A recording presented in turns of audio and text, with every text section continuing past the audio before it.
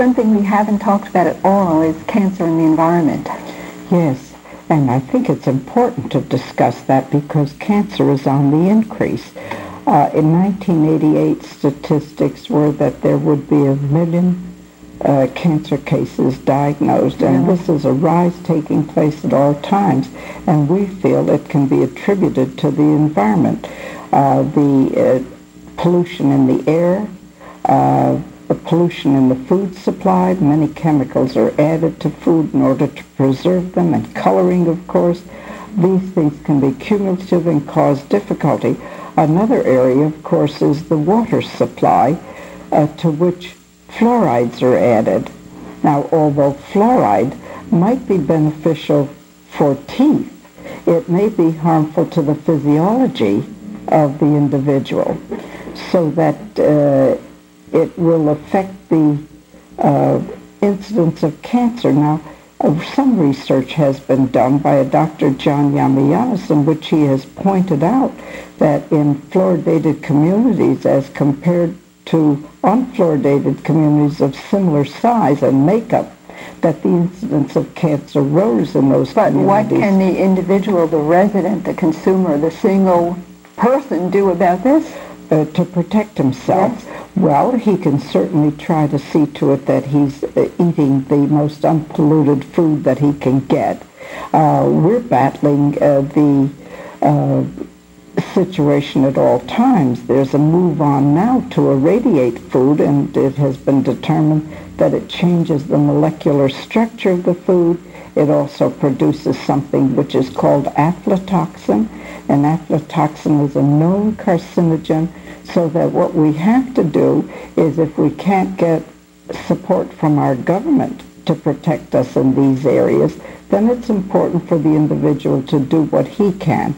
And certainly there are ways to get better quality food, unpolluted water, and one area you're not going to control is your air. That, of course, we have no control over. Another factor, of course, is if your diet is good, if you give good support to the body function, the body has enormous capacity to maintain health in spite of being bombarded with all of these things we discussed. Yeah, so many important things to consider. Yes, but so as not to have a frightened group of listeners, the body has enormous capacity to sustain life. If it didn't, probably with the bombardment of all of these things we talked about, none of us would be here. Yeah, the options, it's just nice to know the options. Yes. And the resources that you have available for people, there are tapes, you have your publication, the Cancer Forum, a wide bibliography that you can recommend to people. I must have left 100 things out. What else? Let me say this. I'd like to have people know many of the things that the organization does. We've been funding biological research. Many years ago, we funded immunotherapeutic research. Today, it's very common to talk about some of the immunotherapies, or they're labeled biotherapies, and we like the term. Researching, yes. Yes, but we funded research a long time ago into immunotherapy, and today we're funding something which we feel is very important too, and that's behavioral therapy. And the relationship to cancer?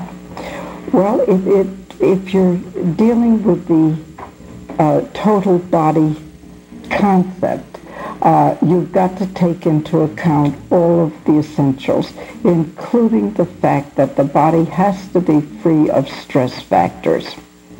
As I said previously, believe that strongly. Oh yes. Through our experience, we've had to accept that fact, that the stress will upset the whole metabolism. There's research on record too by a Dr. Hans Selye, who was a victim of cancer himself, and all he did was reduce the stress for himself, and he lived 10 years with a serious cancer problem. But he also did a great deal of research and documented it, and it's been in print. And some other work of this busy foundation. Yes, we print a lot of material, and as we discussed earlier, we have this publication which is Cancer Forum, and that's exactly what it is, a forum. We print many things that can be helpful to the cancer patient. And to but people we who also, call. yes, it's an educational process. Yes, exactly. So we send out a lot of printed material, and it's all free because we're a nonprofit organization. And you exist on contributions. On contributions, yes. But you also aid indigent patients. Yes, we do. Yes. Yes. No patient has been neglected because of lack of funds. What are some of the thoughts you would like to leave people with? Well, I think something that I said earlier, and I think it bears repeating, that our goal is to have a kind of marriage between the so-called non-toxic systems or biological systems and the medical community.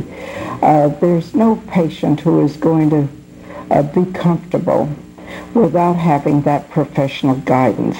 And so we hope we're serving as a bridge, and that bridge will be crossed in time. We think we've accomplished a great deal, though, during the 18 years of our existence. For instance, nutrition was not an accepted item linked to cancer at all, and today it is. Even your federal government, Dr. Koop, who is your Surgeon General, came out recently with a statement suggesting to people that they eat properly. You don't violate the body with cigarettes and liquor or fried food or junk food, polluted And these food. are some of the things that you have been working on All of these years. But you see, we've made headway. We've covered part of the problem. Of course, there's a bit more to go. Immunotherapy, too, when we first funded immunotherapy, was not as commonly understood as it is today, or utilized to the degree that it is today. Whole body hyperthermia began to be recognized on a larger scale because our organization introduced it first to an oncologist, who then promoted it and talked about it across the country, and I think that's a very commonly understood therapy, using whole body hyperthermia. And is there anything very promising out there on the research horizon now that you feel good about? I feel good about the immunotherapy. It's biologically sound. I feel good about whole body hyperthermia because it also is biologically sound. Now, I stress the word whole body hyperthermia because there are other types of hyperthermia where the heat is generated with laser waves, radio waves, or microwaves. Now, they have an element of danger. So we would prefer them to... we don't always think about, yes. That we don't think about. What we're saying here and repeatedly saying here is that our program ought to be biologically sound, deal with the physiology of the patient, try to bring that back to normal function to the degree that body will respond. Ruth Sackman, thank you for being here with us representing the work of the Foundation for Advancement in Cancer Therapy. I know that your most ardent wish is to slaughter the killer and close your doors.